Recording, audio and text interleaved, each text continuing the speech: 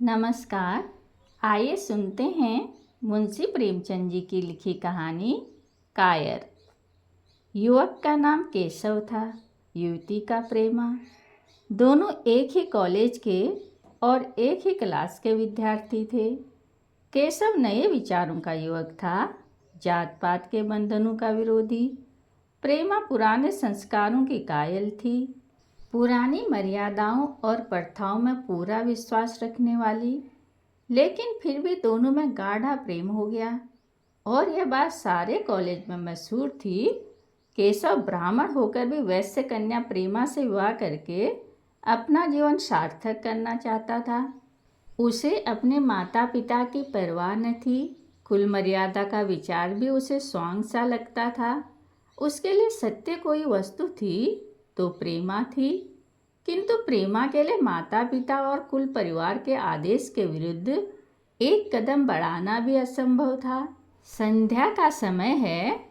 Victoria park के एक निर्जन स्थान में दोनों आमने सामने हरियाली पर बैठे हुए हैं।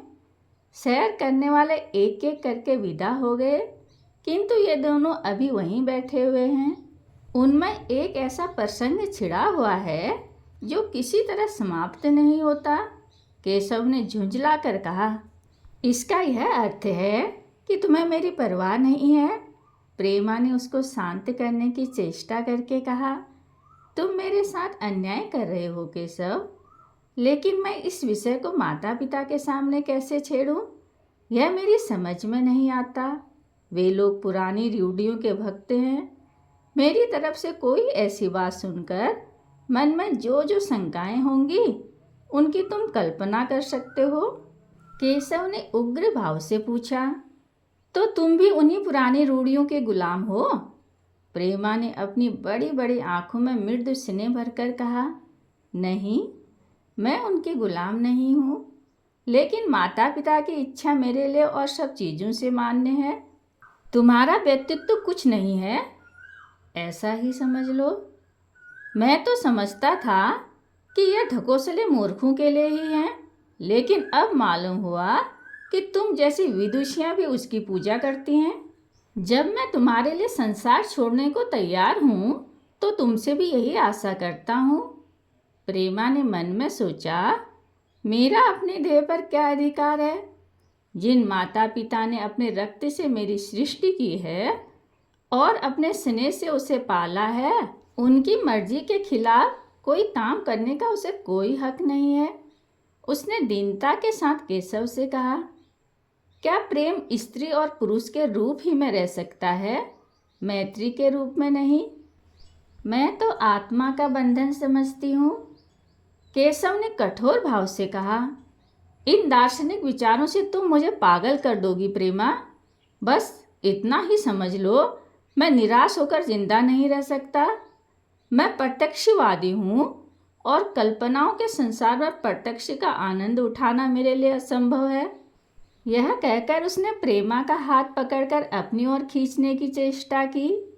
प्रेमा ने झटके से हाथ छुड़ा लिया और बोली, नहीं केशव, मैं कह चुकी हूँ कि मैं स्वतंत्र नहीं हूँ। तुम मुझसे वह चीज़ न मांगो जिस पर मेरा कोई अधिकार नहीं है। केशव को अगर प्रेमा ने कठोर शब्द कहे होते तो भी उसे इतना दुख न हुआ होता। एक क्षण तक वह मन मारे बैठा रहा, फिर उठकर निराशा भरे स्वर में बोला, जैसे तुम्हारी इच्छा, और आहिस्ता आहिस्ता कदम उठाता हुआ वहाँ से चला गया। प्रेमा अब भी वहीं बैठी आंसू बहाती रही। रात को भोजन करके जब प्रेमा अपनी माँ के साथ लेटी तो उसकी आंखों में नींद न थी। केशव ने उसे एक ऐसी बात कह दी थी जो चंचल पानी में पड़ने वाली छाया की तरह उसके दिल पर छाई हुई थी। प्रतिक्षण उसका रूप बदलता था, वह उसे स्थिर न कर सकती थी। माता से इस विषय में कुछ कहे तो कैसे, लज्जा मुंह बंद कर देती थी। उसने सोचा, अगर केशव के साथ मेरा विवाह न हुआ तो उस समय मेरा क्या कर्तव्य होगा? अगर केशव ने कुछ उद्दंडता कर डाली तो मेरे लिए संसार में फिर क्या रह जाएगा? लेकिन मेरा बस ही क्या है? इस भांति भांति के विचारों में एक बात जो उसके मन में निश्चित हुई वह यह थी कि केशव के सिवा वह और किसी से विवाह न करेगी। उसकी माता ने पूछा, क्या तुम्हें अब तक नींद न आई? मैंने तुमसे कितनी बार कहा कि थोड़ा बहुत घर का कामकाज कर लिया करो, लेकिन तुम्हें किताबों से ही फुर्सत नहीं मिलती। 4 दिन में तू पराए घर चली जाएगी, कौन जाने कैसा घर मिले। अगर कुछ काम करने की आदत न रही तो कैसे निभा होगा? प्रेमा ने भोलेपन से कहा। मैं पराए घर जाऊंगी ही क्यों? माता ने मुस्कुराकर कहा, लड़कियों के लिए यही तो सबसे बड़ी विपत्ति है। बेटी माँ बाप की गोद में पलकर यूं ही सयानी हुई दूसरों की हो जाती है। अगर अच्छे प्राणी मिले तो जीवन आराम से कट गया, नहीं रो रो कर दिन काटना पड़ा। सब कुछ भाग्य के अधीन है। अपनी बिरादरी में तो मुझे कोई घर नहीं भाता, कहीं लड़कियों का आदर नहीं, लेकिन करना तो बिरादरी में ही पड़ेगा। न जाने यह जात पात का बंधन कब टूटेगा। प्रेमा डरते डरते बोली, कहीं कहीं तो बिरादरी के बाहर भी विवाह होने लगे हैं। उसने कहने को कह दिया, लेकिन उसका हृदय कांप रहा था कि माताजी कुछ भांप न जाए। माता ने विस्मय के साथ पूछा, क्या हिंदू में ऐसा हुआ है? फिर अपने आप प्रश्न का जवाब भी दिया, और 2-4 जगह ऐसा हो भी गया तो उससे क्या होता है? प्रेमा ने इसका कुछ जवाब न दिया। भय हुआ कि माता कहीं उसका आशय समझ न जाए। उसका भविष्य एक अंधेरी खाई की तरह उसके सामने मुंह खोले खड़ा था, मानो उसे निगल जाएगा। उसे न जाने कब नींद आ गई। प्रातःकाल सोकर उठी तो उसके मन में एक विचित्र साहस का उदय हो गया था। सभी महत्वपूर्ण फैसले हम आकस्मिक रूप से कर लिया करते हैं, मानो कोई देवी शक्ति हमें उनकी ओर खींच ले जाती है। वही हालत प्रेमा की थी।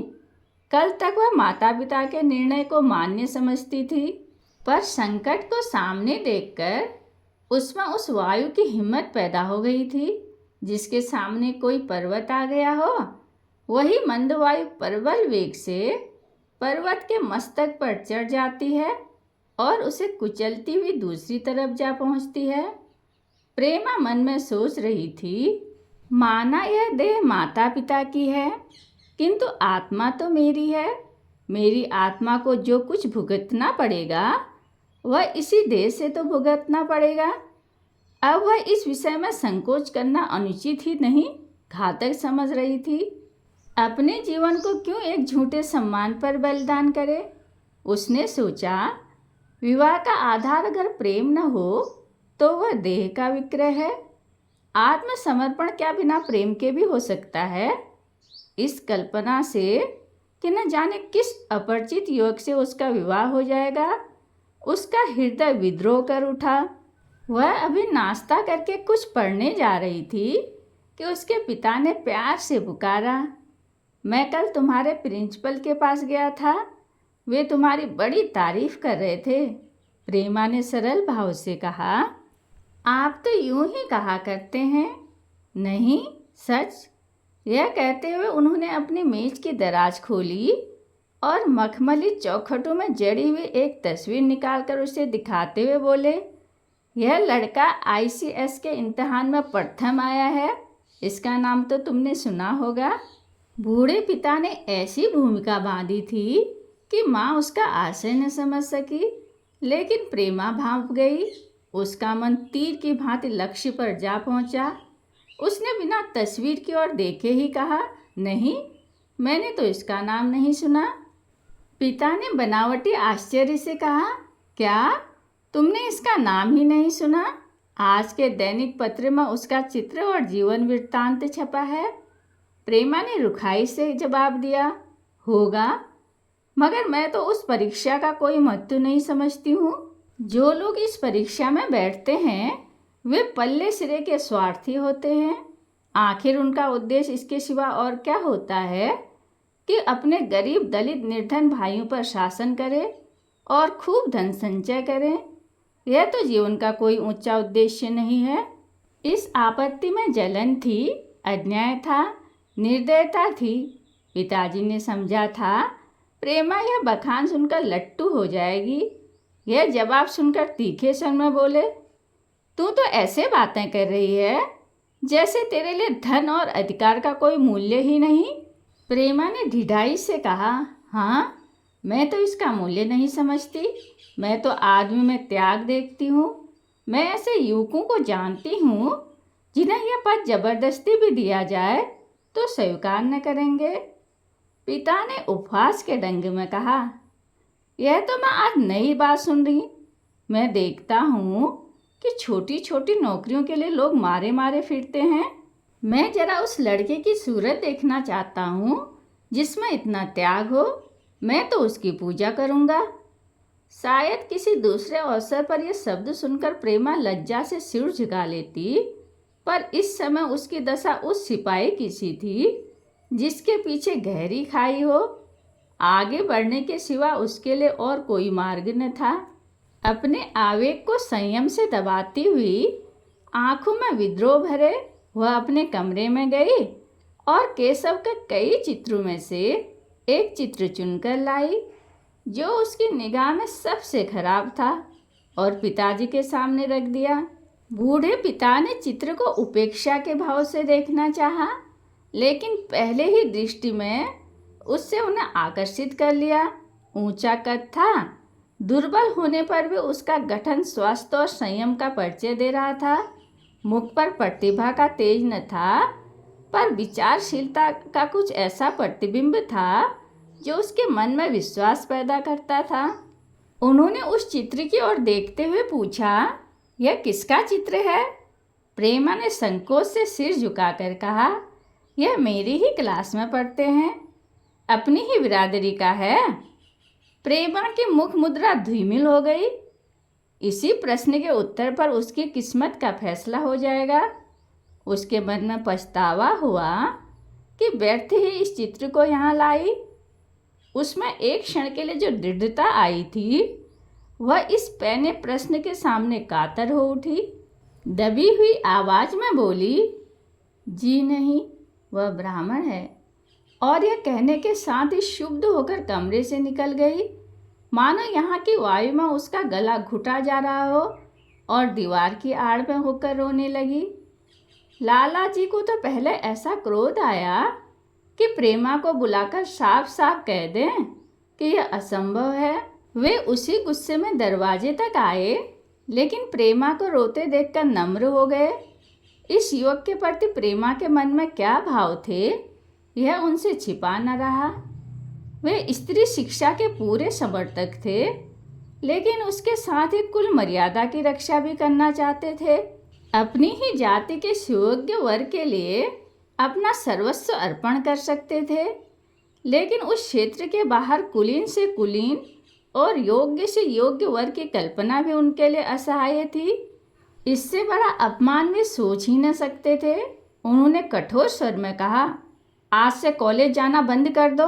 अगर शिक्षा कुल मर्यादा को डुबोना ही सिखाती है तो कुशिक्षा है। प्रेमा ने कातर कंठ से कहा, परीक्षा तो समीप आ गई है।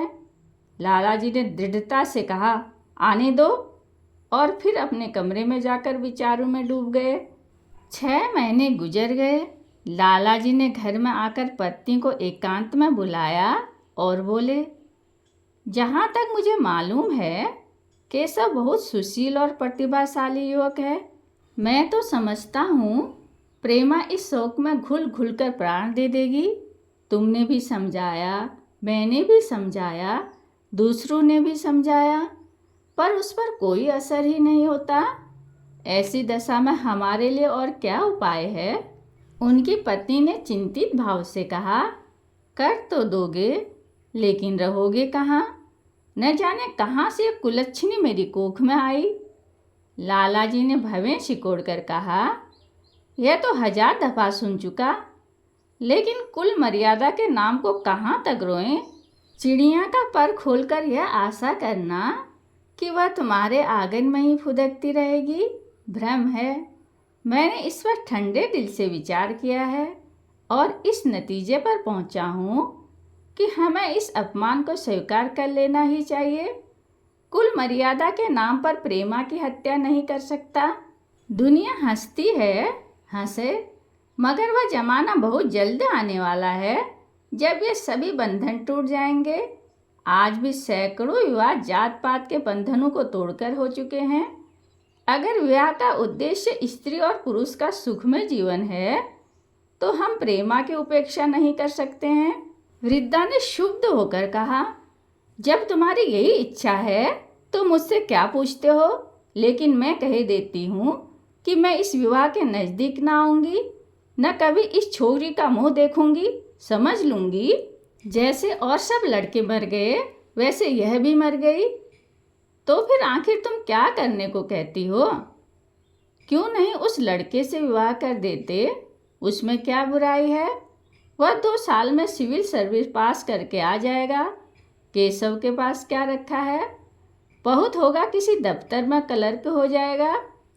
और अगर प्रेमा प्राण हत्या कर ले तो कर ले, तुम तो उसे और सह देते हो। जब उसे हमारी परवाह नहीं है तो हम उसके लिए अपने नाम को क्यों कलंकित करें? प्राण हत्या करना कोई खेल नहीं है, यह सब धमकी है।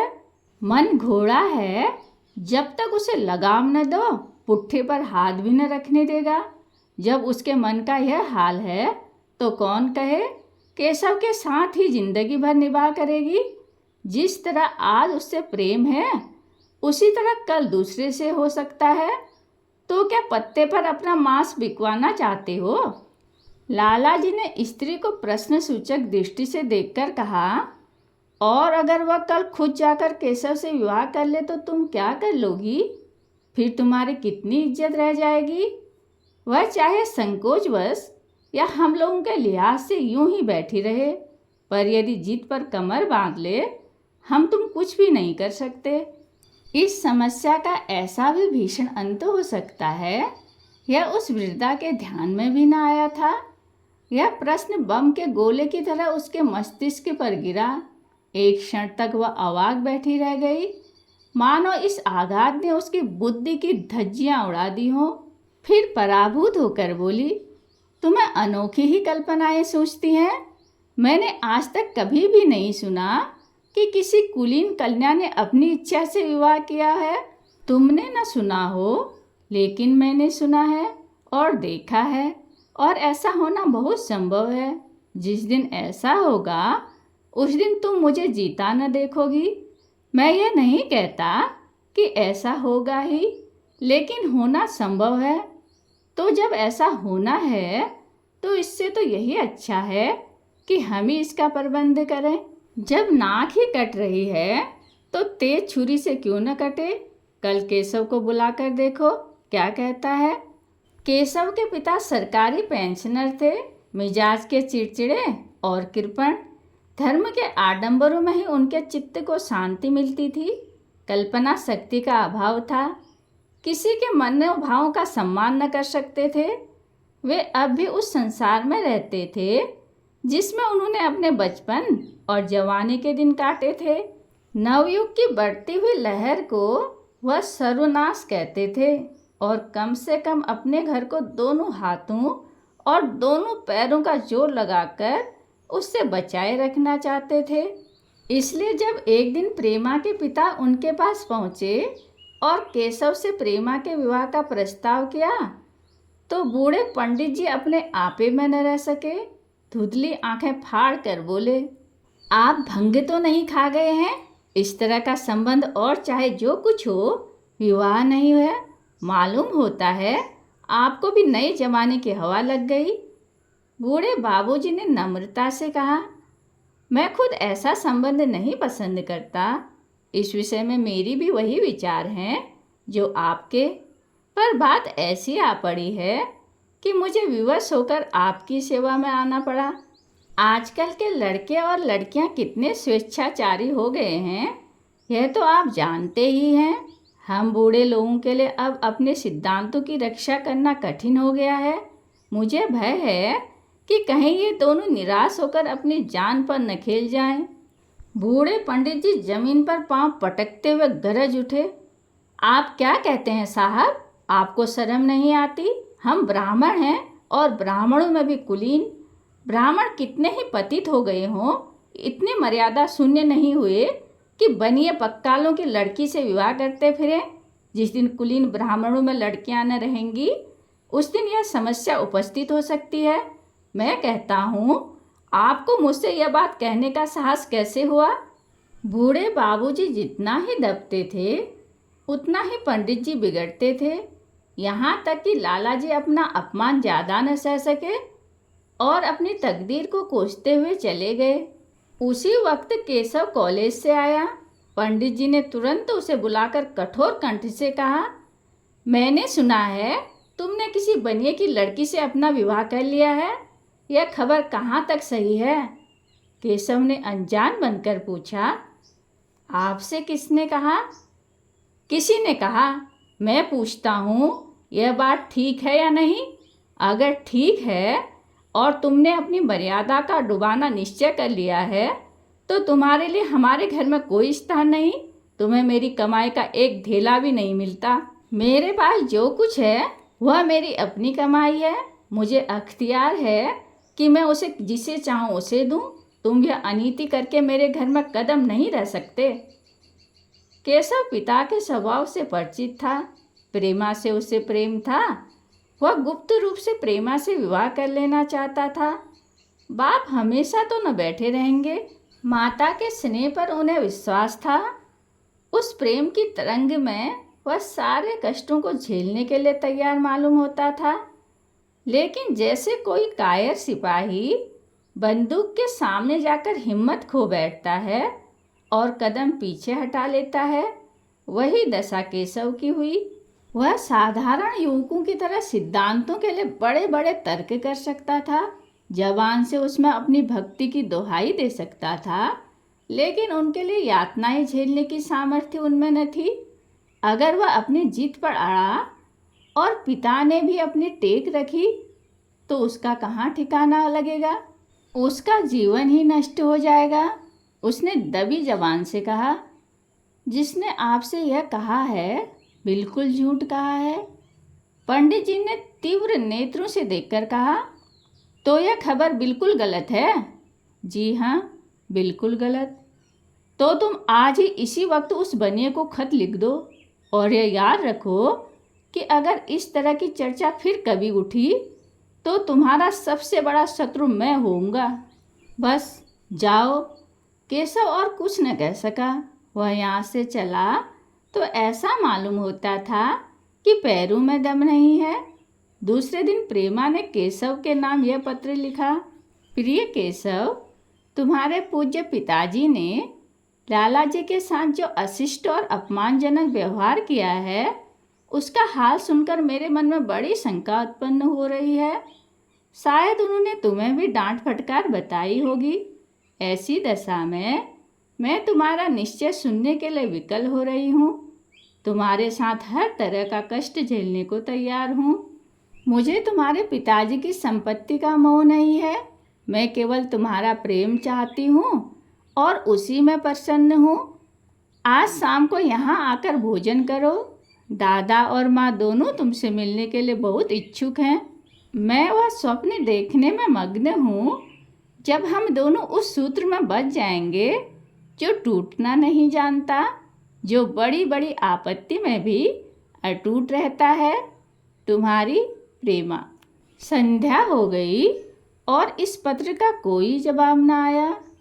उसकी माता बार बार पूछती थी, केशव आए नहीं?